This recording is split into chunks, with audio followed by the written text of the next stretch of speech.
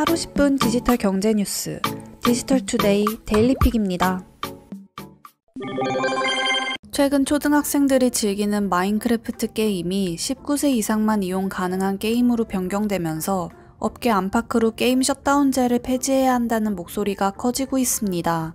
게임 셧다운제는 여성가족부가 온라인 게임 중독을 방지하고 청소년들의 수면권을 보장한다는 취지로 2011년 도입한 규제입니다. 만 16세 미만 청소년은 자정부터 다음날 오전 6시까지 온라인 게임에 접속할 수 없도록 자동으로 청소년의 게임 접속을 차단합니다. 최근 마이크로소프트가 마인크래프트 게임을 이용하려면 19세 이상의 성인이어야 이용 가능하다는 방침을 발표하면서 셧다운제가 다시 도마 위에 올랐습니다. 셧다운제로 인해 전 세계 청소년들이 즐기는 게임이 국내에서만 성인 전용 게임이 된 것입니다. 이에 셧다운제 실효성 논란이 일어나며 폐지해야 한다는 목소리가 높아지기 시작했습니다. 셧다운제를 폐지하고 마인크래프트가 성인용 게임이 되는 것을 막아달라는 청와대 국민청원도 다수 등장하면서 소관 부처인 여성가족부의 비난이 쏟아졌습니다. 셧다운제 실효성 논란은 지난 10년 동안 계속 제기됐습니다. 셧다운제가 청소년의 온라인 게임 중독을 방지하기 위해 도입됐지만 실제 청소년 게임 사용 시간을 억제하지 못했다는 평을 듣고 있습니다. 이번 논란의 정치권에서도 셧다운제 폐지 움직임이 일고 있습니다.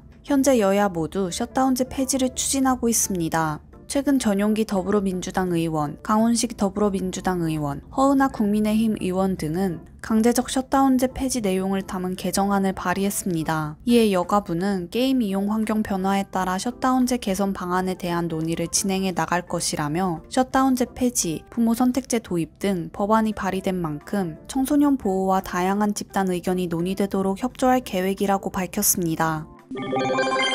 구글이 플레이스토어의 앱 판매와 배포권을 남용한 혐의로 미국 36개 주정부에 의해 반독점 위반 소송을 당했습니다. 외신에 따르면 미국 36개 주정부는 구글이 경쟁을 막고 구글 플레이스토어를 폐쇄적으로 운영하여 반독점법을 위반했다며 소송을 제기했습니다. 특히 구글 플레이스토어 운영에서 앱 판매 수수료를 30%로 설정한 것은 극단적인 독점 정책이며 개발자는 물론 소비자에게 경제적 부담을 안겨줬다고 주장했습니다. 이번 반독점 소송은 워싱턴 DC를 포함해 뉴욕, 유타, 노스캐롤라이나 등 36개 주정부가 참여했습니다. 반독점 소송의 범위가 앱스토어에 그치지 않고 구글 디지털 광고 사업까지 번질 가능성도 있어서 더욱 주목됩니다. 올해 출범한 바이든 정부는 행정부 차원에서 반독점 정책을 적극 지지하고 있습니다. 미국 연방거래위원회 FTC 위원장에 강경한 반독점 주인자인 리나 칸 컬럼비아대 교수를 임명한 것도 이러한 정책의 일환입니다. 국내에서도 앱스토어 수수료 문제가 주요 쟁점이 되고 있습니다. 6월 국회에서 인앱 결제 방지 관련 내용을 담은 전기통신사업법 개정안이 논의되고 있으며 이달 법안 통과가 유력한 상황입니다.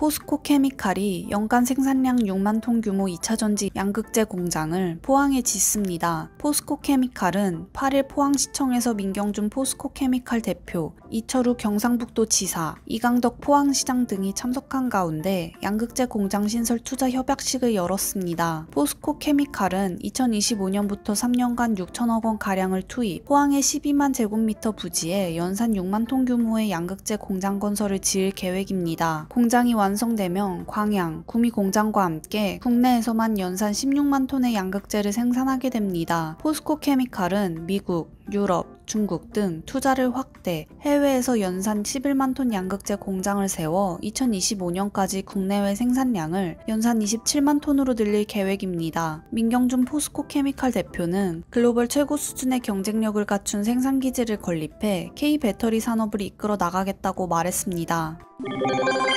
국가정보원은 한국원자력연구원이 12일간 해킹에 노출됐었다고 밝혔습니다. 국정원은 8일 국회 정보위에서 올해 상반기 국가배후 해킹 조직의 공격으로 인한 피해가 작년 하반기보다 9% 증가했다고 보고했습니다. 국회 정보위 소속 국민의힘 하태경 의원은 원자력연구원으로부터 6월 2일 피해를 신고받고 조사 중이라며 12일 정도 해킹에 노출됐다고 전했습니다. 국정원은 해킹의 배후에 대해서는 북한 소행으로 추정한다며 핵심 기술 자료가 유출되지는 않았다고 설명한 것으로 알려졌습니다. 하 의원은 또 한국항공우주산업도 해킹 정황이 포착돼 며칠간 노출됐는지 조사 중이라면서 대우조선해양도 지난해 11월 해킹을 당했지만 북한의 소행은 아니라고 전했습니다. 그는 6월 7일경 핵융합연구원 PC 2대가 감염된 사실이 확인돼 조사 중이라고 덧붙였습니다.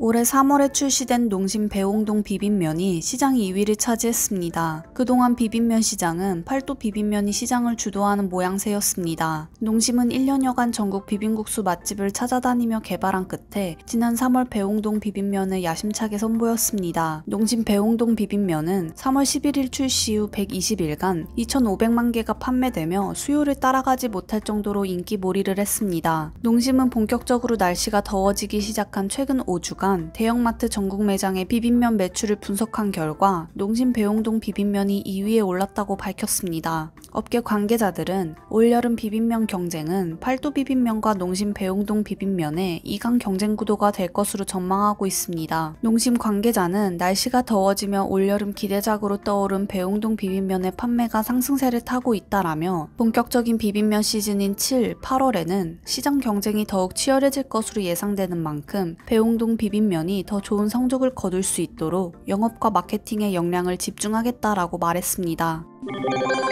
미국 각 지방 경찰국에서 전기차 도입이 늘어나고 있습니다. 정부의 친환경 정책과 함께 운영비 절감 때문입니다. 최근 미국 뉴욕 경찰국이 테슬라 모델 3 전기차를 다수 도입해 고속도로 순찰차로 사용하고 있는 것으로 확인됐습니다. 구매와 개조 비용을 포함한 차량 도입 가격은 기존 내연 기관차보다 다소 높지만 2년 이상 장기 운행 시 운영비 절감 효과가 큰 것으로 나타났습니다. 특히 일반차보다 운행 시간과 주행거리가 훨씬 긴 경찰차는 구매 비용보다 유류비, 정비비 등 운영 비용이 더 많이 들어갑니다. 테슬라 모델 3를 경찰 순찰차로 운영했을 때 평균 19개월 후면 손익분기점을 넘기는 것으로 알려졌습니다. 일반적으로 경찰차 운용 기간이 6년인 것을 고려하면 차량당 약 2만 달러가량을 절감할 수 있다는 것이 뉴욕 경찰국의 전기차 도입 배경입니다. 지난 2019년부터 미국 각 지역 경찰국이 전기차 도입을 시작했으며 2020년 말 기준으로 약 12개 경찰국이 전기차를 운영 중이거나 운영을 시작했습니다.